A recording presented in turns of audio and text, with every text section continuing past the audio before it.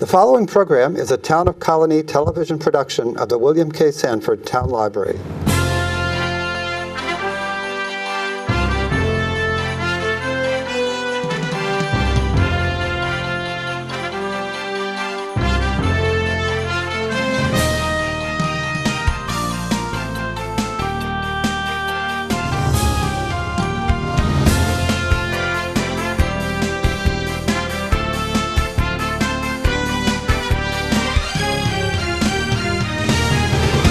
Welcome to Albany County News. I'm Mary Rozak, the Director of Communications for Albany County.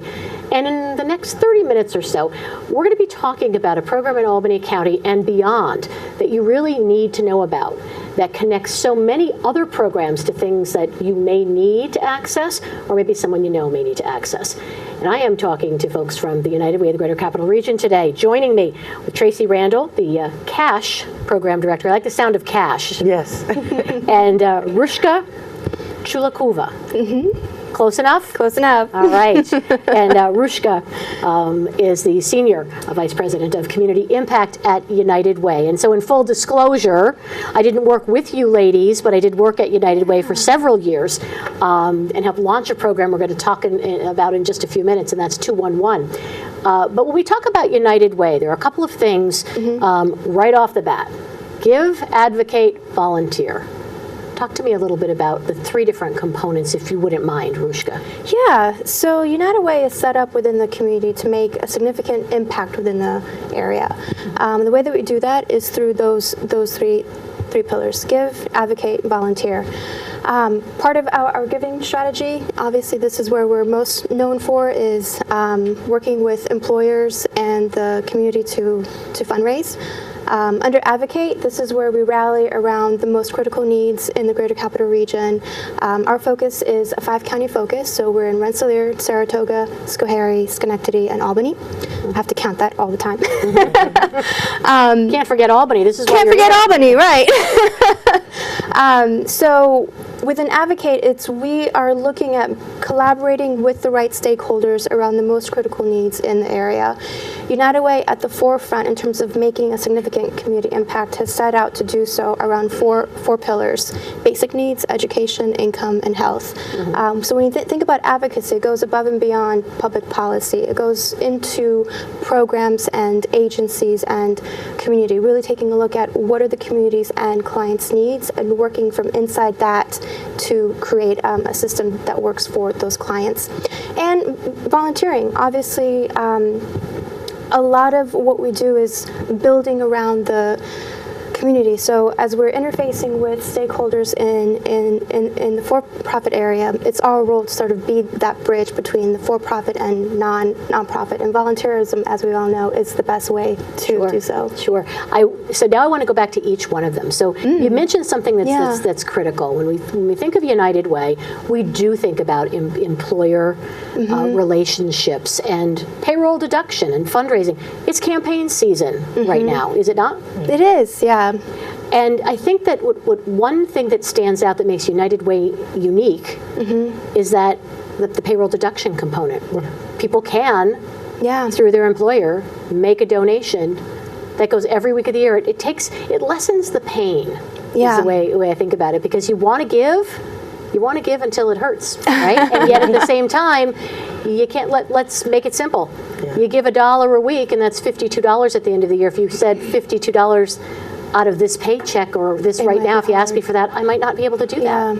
Right? Yeah. So the beauty about the employer giving campaign is that it allows everybody to contribute towards making the Greater Capital Region fantastic for every single family. A lot of the services that are offered transcends various different incomes.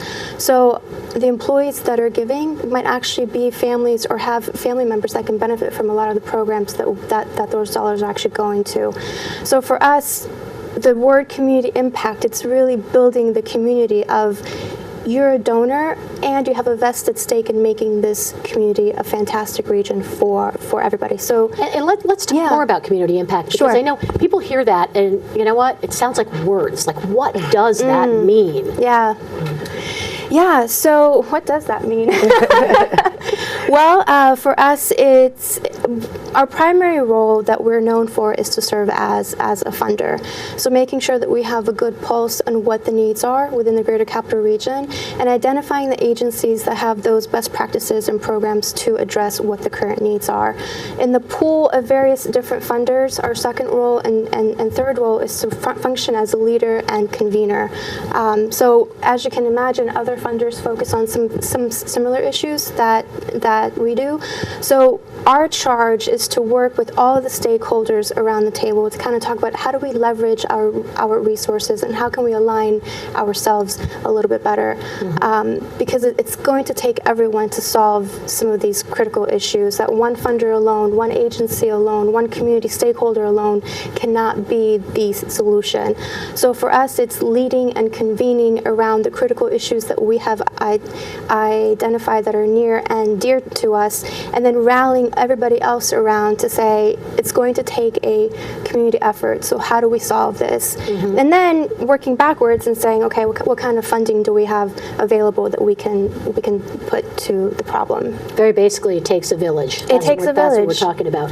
Tracy, we are going to have you talk in a minute because we're going to talk about one of those specific programs. But we've got to get the broad brush first. Yeah. Sit there, relax. So as we talk about the community impact and bringing stakeholders together, some people, when they think of an organization, say, okay, this is what you do. This is the program or the service you provide. United Way, there are a couple of programs that you actually do provide, and that's what we're here to talk about. Yeah. But for the most part, you're bringing people together and saying, hey, this is the best fit for here and working with the community. Exactly. I want to make sure that's clear. Yeah. So let's dive in and talk about those programs. Yeah. 211, that's one of the variations. That's one that United Way actually spearheads and runs. 211, I know what it is, the 3-digit number to dial. Tell us about 211. So 211 is a 3-digit number that anybody in the Greater Capital Region and actually throughout the entire New York State can dial if they're looking for information and referral for health and human services, community-based services, and in some instances, government services. So if you can imagine, if at any point in time you find yourself in some kind of need, we constantly hear about these wonderful programs. You know, this agency is running this, and this agency is doing that, but we don't necessarily have the full breadth and scope of what everybody is doing. So when you find yourself in need, the first question is, where do you turn to in the pool of many different services? Obviously, with Google, there's opportunity to take that search into your own hands, but even that, when you're stressed out and you're trying to think about what's my first line of attack, that can be stressful and overwhelming too. And so for us, 211 is not something that was invented by United Way of the Greater Capital Region. It's actually an FCC number that was established in 1999. Through the availability of resources and funding, we were able to launch it here in the Greater Capital Region in 2009. So it's a service that's available nationally, actually. So for us, it's a one point of attack for any family or community member if they need access to resources. Okay, so let's stop there and say there are people that are watching that are going to say, all right, we're talking about needs. I find myself in need. You're not necessarily talking always about a financial need. You're talking about, I'm going to throw this out there. Someone's moving to the area and they need to find a realtor or information about a school district or something like that. They can call 211. So for an instance in the realtor aspect, probably not so much. What 211 is really focused around are the community-based services. Okay. So in terms of needs, part of our tracking record indicates that there are certain needs that rise in different months. So typically during November, and right now it's a lot of heating issues. Okay. November we saw the biggest spike in callers calling about tenants' rights. Landlords aren't turning on heat. What can I do? Who can I call? What resources are available to me? Right now, it's families can't pay their heating bill. What resources are available to them. If someone has recently lost a job, where do I turn to? I need training skills, job skills. I need someone to coach me through what's available out there. I think, and that's what I'm getting to. Also, I used a bad example, but that's what I'm getting to. It's not necessarily just about, okay, this is my income level. Right. Anybody can pick up the phone. Yep. And you're going to direct them there. Yep. So, as you're saying things vary by month, right now you're saying, I'm sure, the electricity, the heat, all of those kinds of things. So someone calls and they say, I don't have any heat, I don't have any money. I live in Rensselaer County. That's the phone call. What is the 211 operator on the other end of the line able to do? And what information does that person need? Yeah, so the person doesn't need any kind of information. 211 is a 24-hour day, 7 days a week service, so we're never closed. Someone's always going to answer the phone. Someone's always going to answer. Additionally, the call centers are capable of answering the phone in over 200 languages, so language is not a barrier in us communicating to a caller. Okay. Secondly, our call specialists are all trained, so they have to go through a series of sort of assessment questions to kind of get deeper into what are the specific needs, but more importantly, what we've realized with 211 is that folks have an immediate need, but that immediate need is usually caused by other needs that haven't been addressed. So for example, someone's calling in and they need access to a food pantry because they can't feed their family. Well, we understand that the problem goes beyond just how can you feed your family for tonight? What's going on? So our hope is that callers walk away with some resources that they can follow up on to address their immediate needs, but also through that conversation with a live operator, we can really assess for additional supportive resources. So perhaps it's maybe they've lost a job and they need to find an agency to help them get placed, or whatever the actual case is. The specialist is trained to kind of walk through some of those questions. How much personal information, you know how difficult it is for people to pick up the phone sometimes, and when they're finally ready to make that phone call, all of a sudden they have to give a name. Yeah. They have to give, other personal information. How much personal information do they need to give? Yeah, it's so we don't ask for a name. It's a completely anonymous phone call, which is fantastic. And again, it being 24/7, you don't have to be in work hours to make that phone call. You can do it at your convenience, at your own time. The most personal that we get is actual zip code, because the zip code helps us identify the closest resources to you. Sure. Other than that, it's confidential. Okay, good to know. Yeah. We are talking with Rushka and now Tracy from United Way of the Greater Capital Region. We are talking about 211, and we're going to transition something else that people can call 211 about. Believe it or not, the end of the month, we're going to start thinking about it. Tax time, right? So,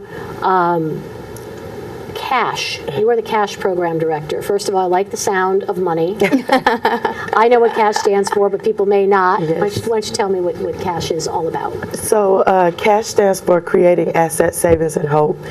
And it was a program started probably a little bit less than 20 years ago to address the financial empowerment needs of individuals in our community.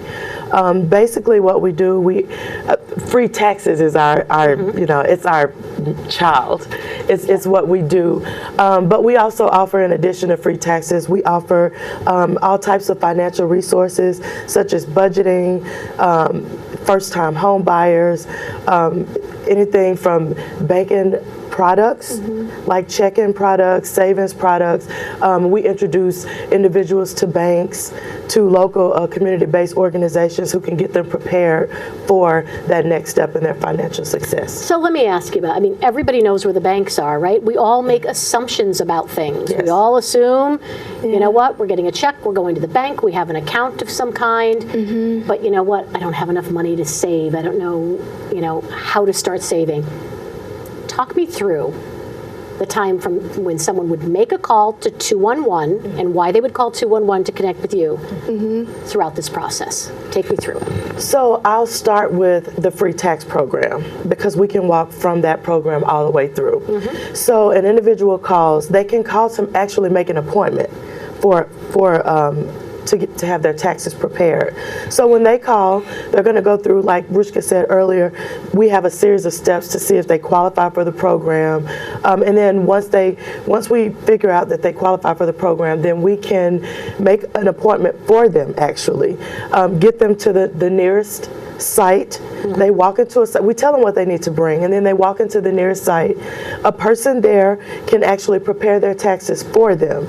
Once they prepare their taxes for them, we have cash advisors at the site. So cash advisors are individuals who can help you with budgeting, help you with opening up a checking account, help you with learning the steps to financial success. So you can meet with that person right there at a site, and once they walk you through that information, they can have a follow-up appointment with you where they can sit with you one-on-one and actually cater your particular situation for you so that you can be successful financially.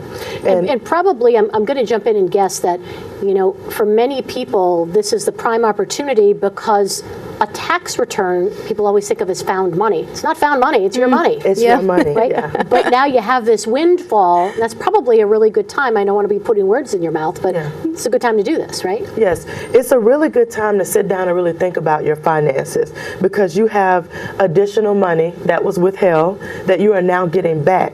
And not only that, you have additional funds from the EITC, which is the Earned Income Tax Credit, or the Child Tax Credit, or education benefit credits, or retirement benefit credits. You have all type of credits that come during this time of year. And so you have these additional funds that you could think about, I couldn't save all year long. How can I utilize these funds now to help me save going forward?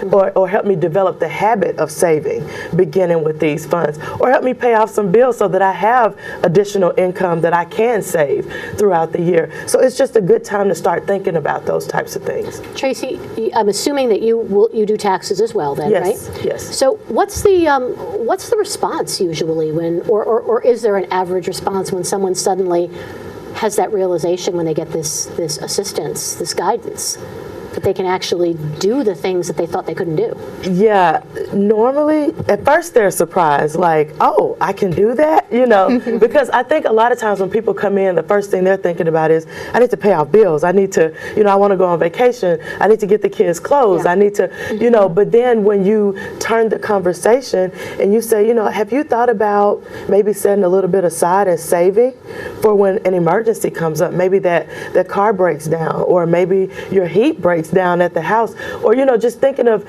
different things that they can do. You can kind of see the light bulb go off, like, oh, I didn't think about that. I could set aside a little bit for that. Because a lot of people, when they come in, it's emergency. The individuals that we deal with, and not just the individuals that we deal with at our tax sites, but even the people who are providing services, the service providers, they haven't thought about that. A lot of us live paycheck to paycheck, and we don't think about those emergencies that come up, that, oh, this little bit that I can set aside will help me with those emergencies in the future. No, I mean, you say, I can't tell you how many times I hear from people, well, I'm getting all this money back and I'm going to go on vacation, or I wanted that big screen TV, or, and you sit there and you say, okay, well, that's nice, but do you, or is there, I should start to say, is there resistance sometimes because that is money, extra money that's withheld? Is there any resistance if the idea is put in someone's head, maybe they should change a little bit what they have withheld, or so they can have more each week even?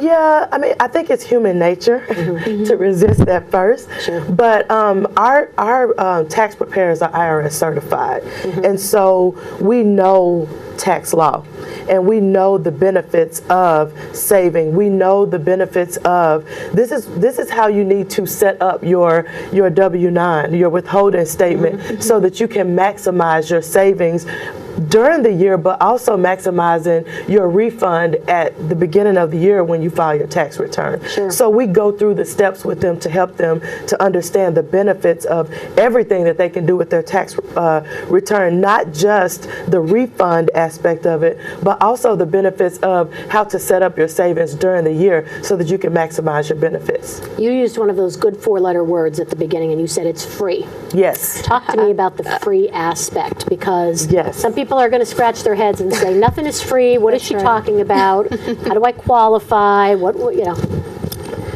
nothing good is free, right? However, free tax preparation is good. Just because it costs around on average $250 per person, per family, to have your tax refund prepared. And the IRS saw the need for that, and that's one of the reasons that the Cash Coalition was established. Our partnership with the IRS, with New York State, says that we see the need for individuals who are living day to day, and they just don't have $250. When they make $2,500 a month, you know, Right. you just don't have $250 during that time of year to go and have your taxes prepared. And so because they saw that need, they partnered with us at the United Way, and through us, our partnerships with the community-based organizations, to provide this service for free so that individuals don't have to pay out of pocket to have their taxes prepared. And we are certified just like any other for-profit or paid preparer. We're certified at the same level with the same certification test that they have to take in order to prepare your taxes. And we do it for free. So there's no charge. You don't have to pay anything when you walk into our sites to have your taxes prepared. You don't have to pay anything to get your refund. It's all free. Is there an income threshold, and is it just as for a simple tax return? When I say simple, Yes. not the easy form, but something, or is it just the easy form? Yes. So there is an income threshold for us. So there are two ways that you can. Well, actually, there are three ways that you can do it. You can walk into a VITA site and have your taxes prepared for you by IRS certified preparer. That does have an income limitation. It's $54,000. Okay.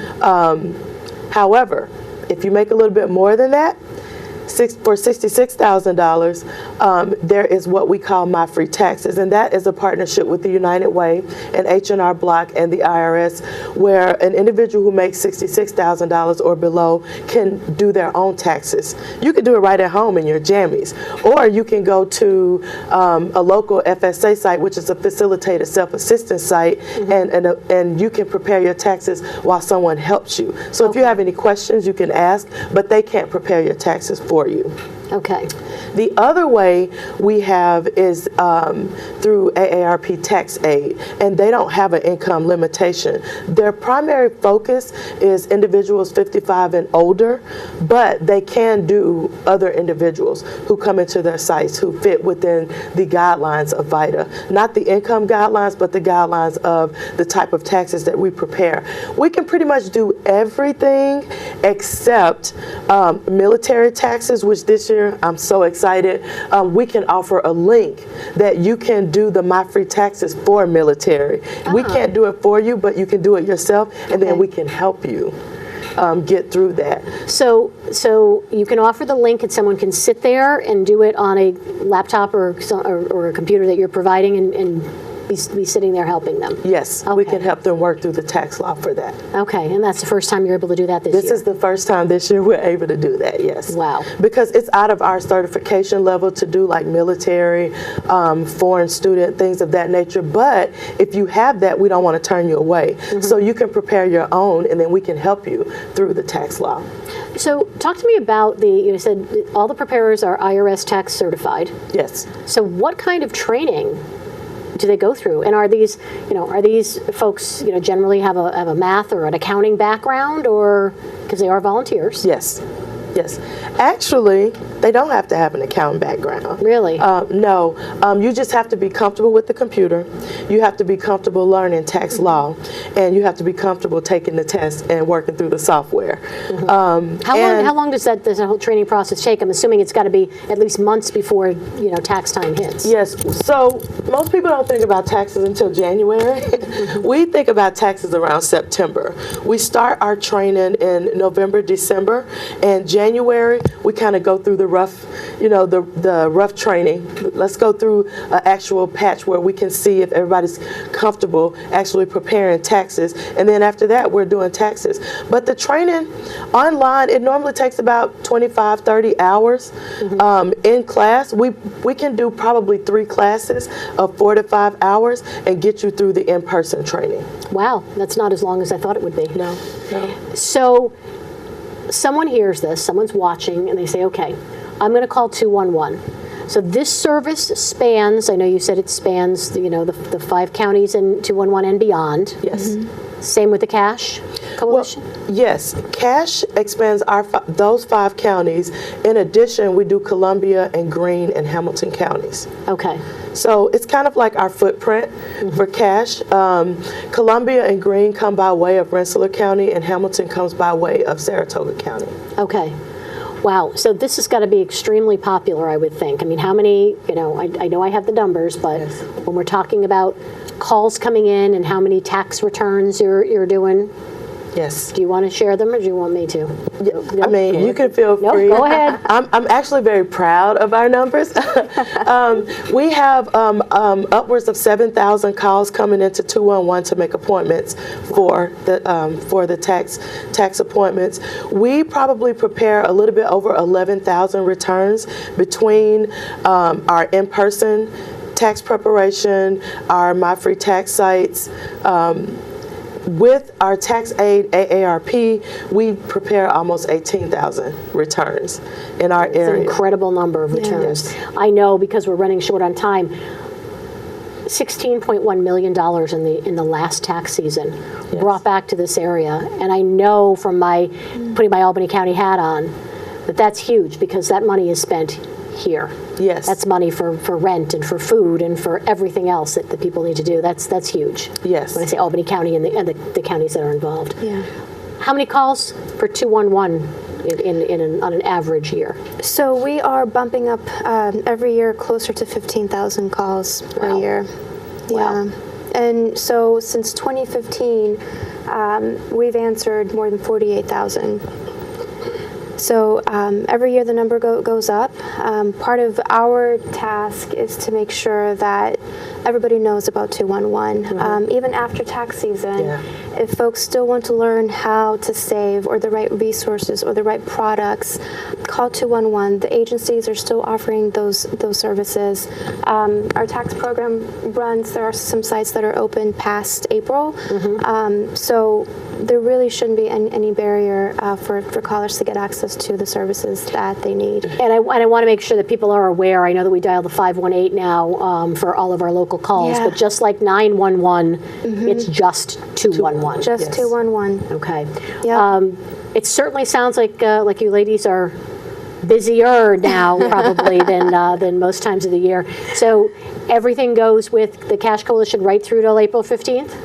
April 18th this year. April 18th? Yes. Okay, so people are calling 211 and like you said, then beyond, but getting in, call early. Yes, call early. Actually, early is very busy.